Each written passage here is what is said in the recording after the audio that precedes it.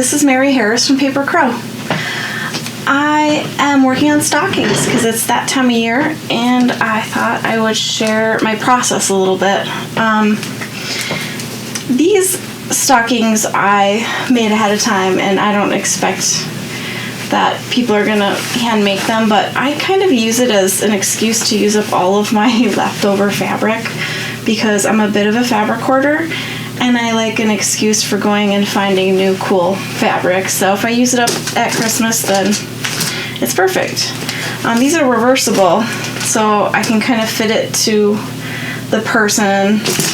I like to mass make them, and then it's kind of a blank slate to create something that's personalized for whoever I'm going to give it to. So I have 20 of these. We're going to kind of do this as a mass make, but I wanted to give you an idea of our blank slate. We have some that are patterned like this, and some that are a solid color, or pretty solid anyway. And what we're going to do is make a design using mixed media that can go as a patch. I think, a lot of times people put names across, or they have like a folding, like fur or something like that. But I like to have an image with it's very junk journal-y, like materials and papers. And part of what we're going to do today is I'm going to show you how I do image transfers onto material. So the first thing is to get material that's the right size. I have this just tan material that takes an image transfer pretty well. White, off-white is an easy one to start with. To get the right size for the material, I can use my stocking as a guide. Now if you want to skip the sewing the stocking stage, you can just pick up some cheap stockings even at the Dollar Tree and bling them out using the art supplies you already have for junk journaling. So I've got about the width. I'm gonna actually, I think if I do an image transfer that's about that big, then I can add onto it and still have some room without it hanging off the edge of the stocking. So knowing that I'm going to do a bunch of them, I am going to rip up a bunch of cloth this size. I tear it because I like the edges that it gives me. I like that rough edge. It's all about preference.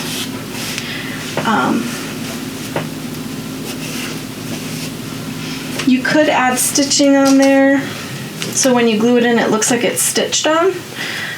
You could sit and stitch them on before you sew the stockings on, but that's just too much for me.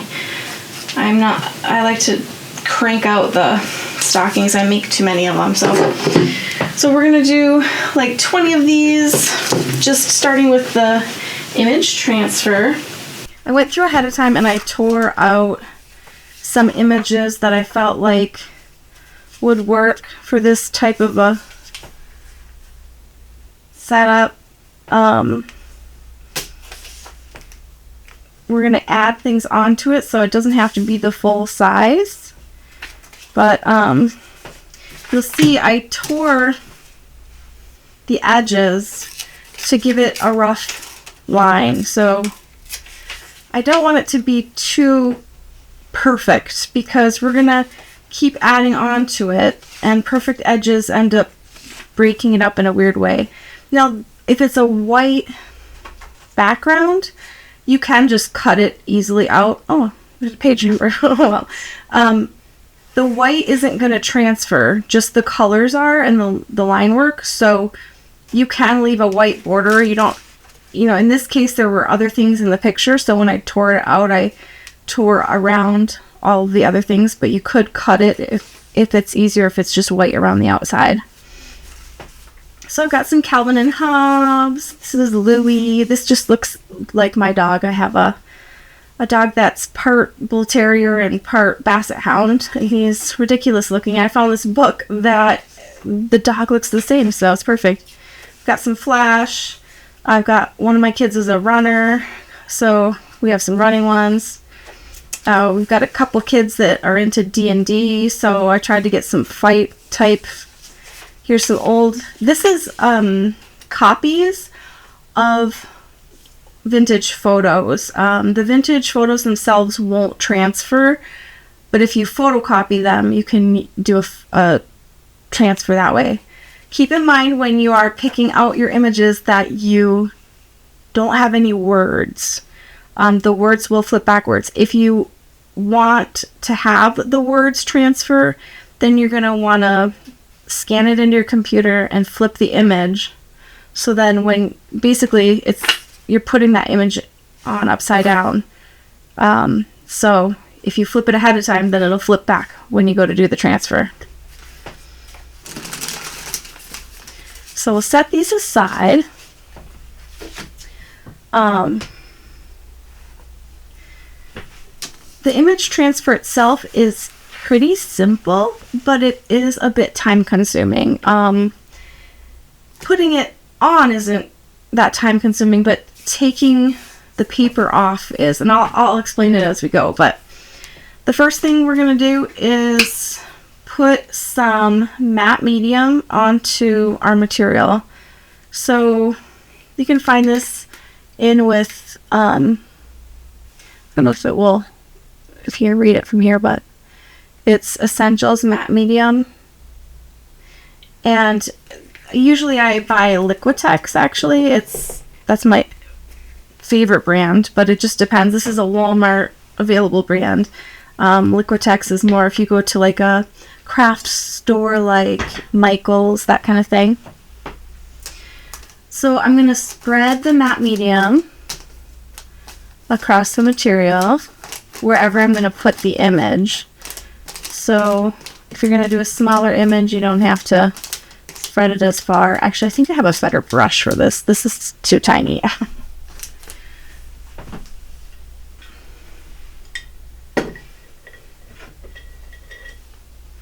I always keep a disposable rag around to blot water off because you don't want to water down the matte medium. It'll make a mess.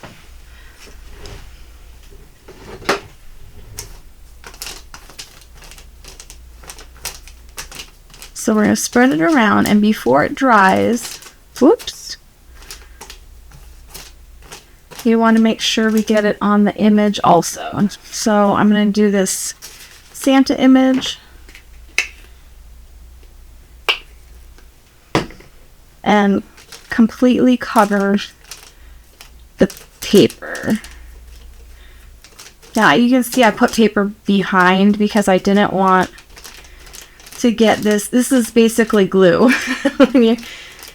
It will make a mess of your table. And if you saw my table, you would die at how gross it is from years of putting this stuff down and being lazy and not putting something underneath. Okay, so we have it basically glued down. Don't put anything on the back here because we're going to peel this paper off after it dries. I don't know if you can really see the image through it, but you can see where the matte medium has soaked through because it's so thick. But we want to make sure we put matte medium on both parts to make sure it thoroughly sticks down. And then we have to just sit and let it dry, which is the most painful part, is just trying to be patient. Or maybe taking the paper off is, but we're going to do a bunch of these so it can sit and dry while we work here.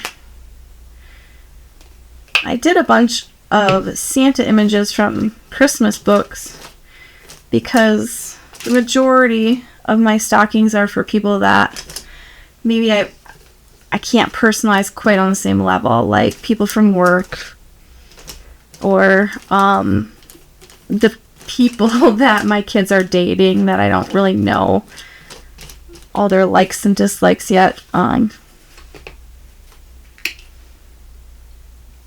But for the kids that are closer to us, I was able to do something a little more personal. Right now, one of my sons moved in with a roommate. It's fairly new, and they are just having a ball. They're 20, and they have adopted a bunch of rescue chickens, which my son has very little experience, but his roommate lived on a farm his whole life, so he's teaching him how to raise these birds. And actually they have a turkey named Flower. They have 21 chickens of a variety of breeds. I don't know anything about chickens, so I can't even begin to try to say what they are. They have probably 10 ducks. They have 2 bunnies. Oh, they have a pheasant. Somehow they ended up with a pheasant. They have 2 indoor birds. And then they have 2 dogs. One that is an older farm dog that's trained to be around the birds. And then the other dog is a puppy that they just got. So hoping that the older dog will be able to help train the puppy in on manners around the birds and the turkey. I've never seen a turkey and a puppy get along, but this turkey just loves the puppy. Not that they snuggle, but they just kind of hang out next to each other. It's really cool to see. I've always been nervous around like roosters. I think I had a family member that had a mean rooster at some point, and now I've gotten used to their birds, and their birds are basically pets. Like they just come up to you, they just hang out next to you. The turkey is my favorite though. She got out of the caged in area. They have like half of their yard is caged in space so that they have less problems with like coyotes and things like that. And the one time we stopped by to see them, and the turkey had gotten out of the caged in area, and she was trying to figure out how to get back in. She was panicking because she didn't want to be on the other side of the fence. She wanted to be home again. So we had to help her get back in. It was so cute. She definitely wasn't feeling like she was suffering in her enclosure. But they do have a nice little setup. It's like a fence around a chunk of like trees, bushes, so the chickens can hang out in between the branches and feel kind of secluded during the day, or they can go in the barn because there's a little door where they can go back and forth.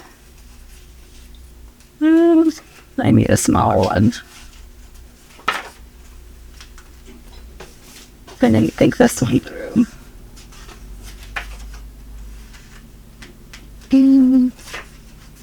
Yeah, I'm talking too much. This one will work, I guess.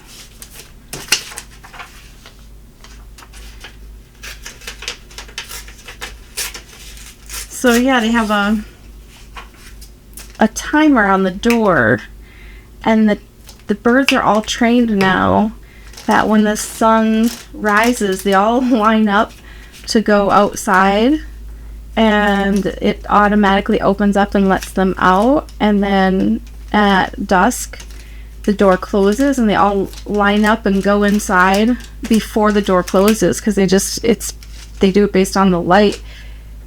It's cute. We have like cameras in there, so anyone can look and see the birds, and they're so cute. The turkey likes to hang out on they have like a chicken swing, which none of the chickens go on the chicken swing, but the turkey loves to sit on top of it, and he just hangs out there all day.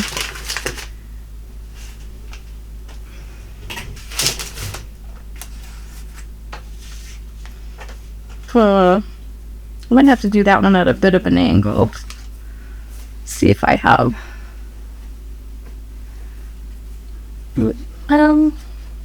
It's probably the biggest one I have. He's so cute though, I don't want to waste his image.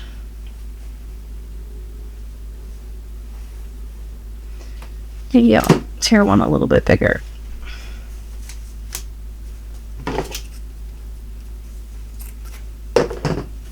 Oh, I forget.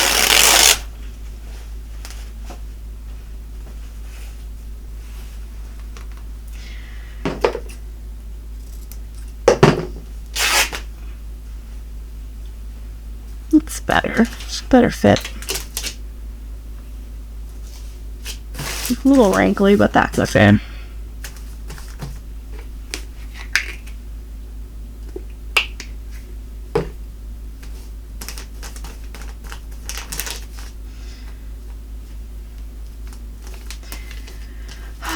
I'm just finishing up my break for Thanksgiving.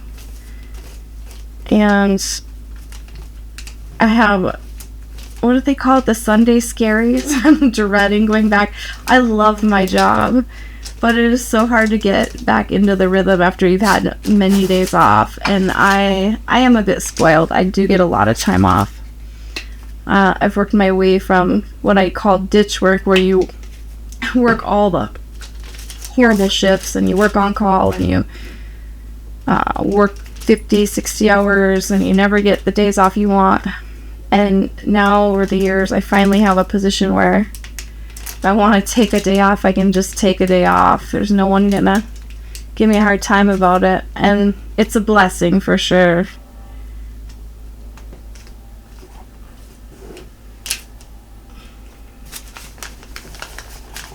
Now I'm just pressing down in as hard as I can into the fabric to make sure that it really is firmly stuck into the fabric, because when we're done, when it all dries, we're going to wet this paper and roll the paper off of the image, and then it'll leave the image behind on the fabric.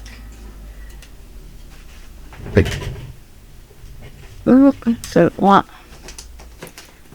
pulled off. I think I put a little too much glue on that one. I would pile them over to the side here. My paper's getting a little bluey. So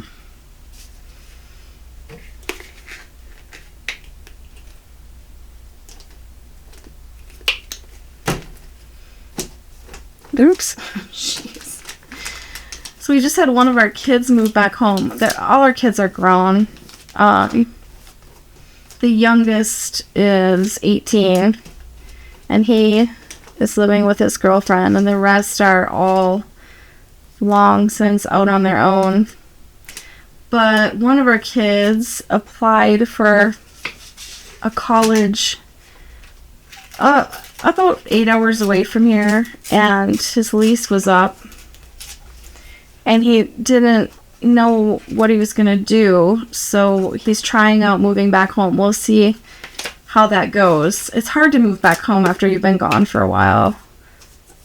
No one wants to be mommed when they're 25, but he seems to be pretty excited.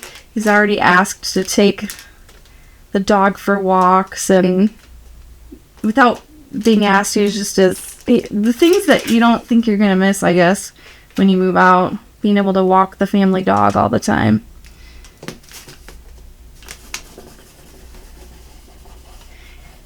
The house is still in total disrepair from him moving back home, though, because he is a 20-year-old boy with very little organization.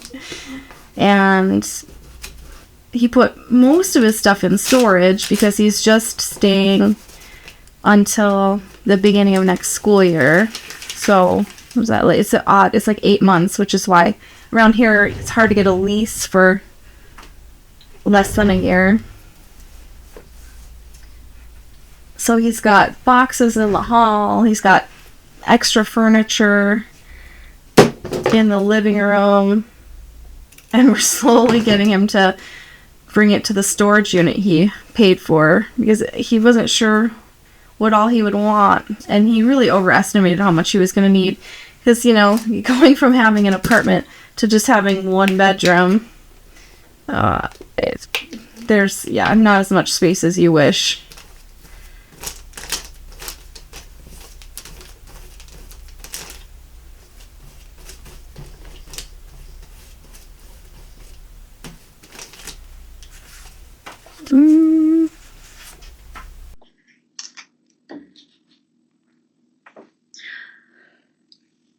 I've put together a bunch of these and let them dry, and I started to take off some of the paper, but I wanted to show you the process. I left a few in various stages, so these haven't been done at all. This one is completely finished, so you can see it. The paper's been removed, and then it's been coated with this matte medium to seal that image onto the cloth. They're not all this perfect because I get impatient. This is various levels of I didn't take the paper off enough, so they aren't finished completely. When they're wet, it's hard to tell how much more you need to take off, and sometimes you end up taking it too close to the material. So I'm gonna show you the process here. So I saved two. One is the one with the paint underneath, and this is just a plain paper one. So first thing, we want to spray it and get the paper wet, let it soak up, because we're basically trying to soften up the paper so we can roll it off. Once it starts to soften, it'll roll off just by moving your finger across the paper.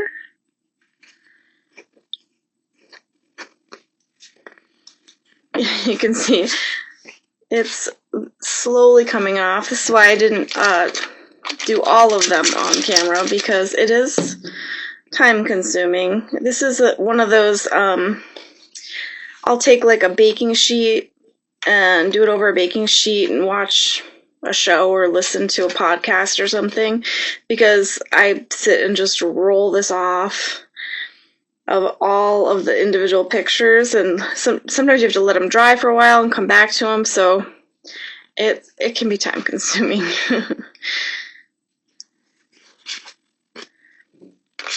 Let that one soak for a little bit. All these different papers come off in different ways. Some of them are really easy to pull off. Some of them don't adhere as well. This is a newer book, but it's, or from a newer book, but it's not the coated pages, so it's a little easier to take the paper off. You can see it's kind of a process to sit in, and it makes a mess, but you do want to make sure your material is a pretty sturdy material. It can't be very stretchy, because when you go to roll the paper off, if it's too stretchy, it'll pull the matte medium right off as the cloth stretches. Once this is stitched or glued onto your project, you don't have to worry so much about how flexible it is, but you can start to see the images coming through.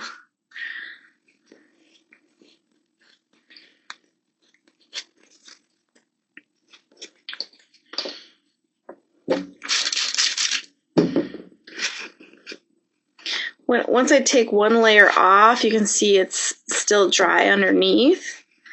That's why I'm spraying it again as I roll off layers.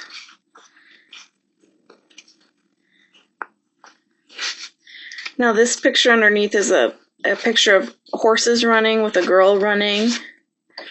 You can start to see the horses coming through here.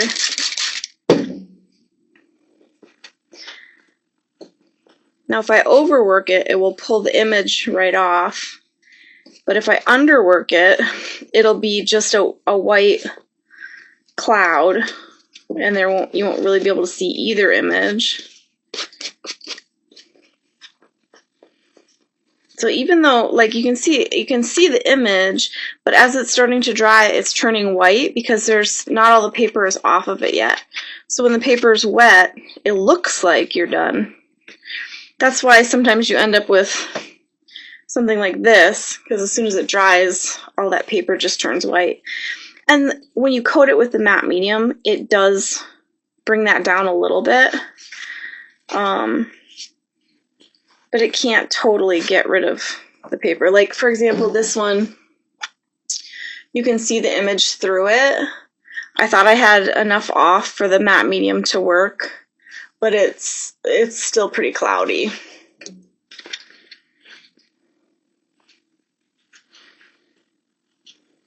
So I really try to be careful around the most important parts of the image. Like for this one, I want to make sure that I don't overwork the girl. If I accidentally take too much off of the horse or the background, it's not a big deal, but I want her to show through for sure.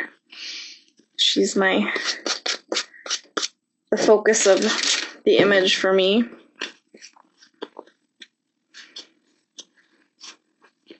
This can be kind of a boring thing to watch, but look at this mess. That's why I usually do it over some kind of tray, so it's easy to clean up later.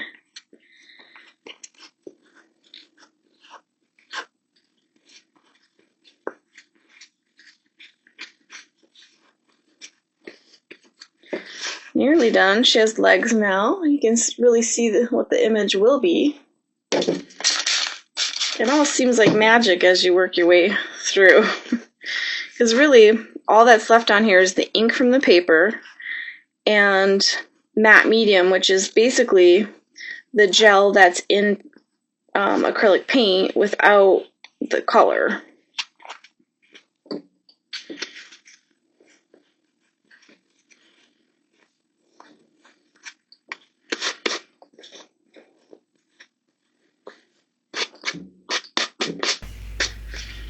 Now it will leave like little nubs of paper, so you really want to try to brush that away so it doesn't, when it dries, it doesn't harden on there as like dirty little spots. It'll be all bumpy when you go to put the last coating of matte medium on it. Try to get this in the frame here. You see this one's a longer one, and then I have a shorter one here that you build out this way. This one might be a little bit awkward to fit in there, but I'm going to make it work because I love that image. I think I'm going to put I think that's pretty good. This image and she'll pop. So, and then this one we can put focuses a lot on it instead of the background. Like plain color, darker color. Alright, I'm going to set this down and let it dry and make sure that it actually... Stockings aside. Sorry about that. I'm going to set this down and make sure that it actually is fully done and that it's not going to just turn on me again. I put some scrap paper down, partly so you can see a little better, but also so that I don't continue to stain this table it's the messiest table. It's a good thing it's not really worth anything. It's just a cheap fold out. I'm still waking up this morning, so I have that sort of gruff morning voice. I apologize. Alright, so let's find some materials that are brighter, that kind of go with the colors of those stockings. This is the material that's on the stocking, on one of them anyway. I also have this brightly colored tie-dye material that could kind of make things jump. And I have this sort of mixed, these are all just scraps left over from making the stockings to begin with. So I have a couple of different sort of patterned, I don't know if that will, I guess I have to kind of hold them up next to it. So they could potentially go on here and make it pop. Looks a little better on this one than on the purple. So I think I'm going to start two piles here. The green could go on either one. But it's definitely, the greens are definitely going to show up better on the purple. So we'll divide this stuff up. We could do the tie-dye on the purple. I don't know if it's really the same style. I guess it just depends on how it's used. Maybe not. So I'll set that over here. None of these are really great. I have lots of different colored laces. So they could work. The white looks a little better on the purple. I do have this tinsel stuff. I haven't used it for anything yet, but it looks like tinsel. It's got like a material cord kind of thing inside, so it could be stitched onto something. I really like it. I just haven't found exactly how I want to use it yet. I also have this hand-dyed silk, and that kind of goes with the same color scheme.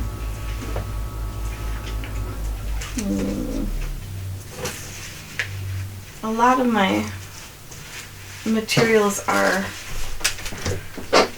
sort of earthy, because I'm more attracted to the earthy colors and less of the bright. But I do have stuff left over from other holidays.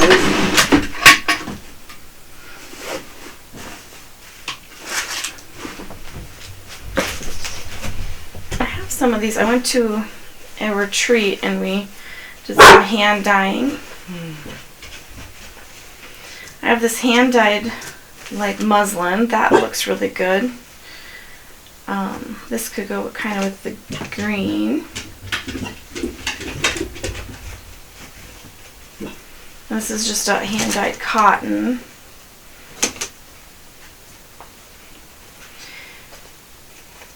This is hand dyed silk, but the colors are a little off, a little too earthy.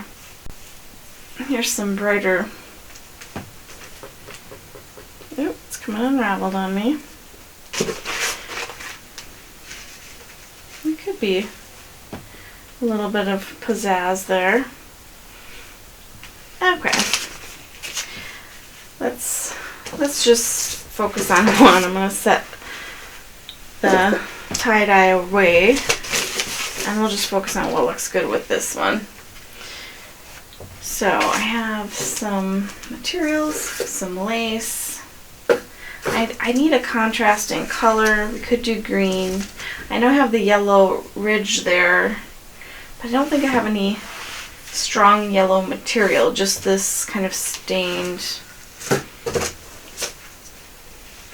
This one has a brighter yellow, or it looks brighter anyway, so we could try that.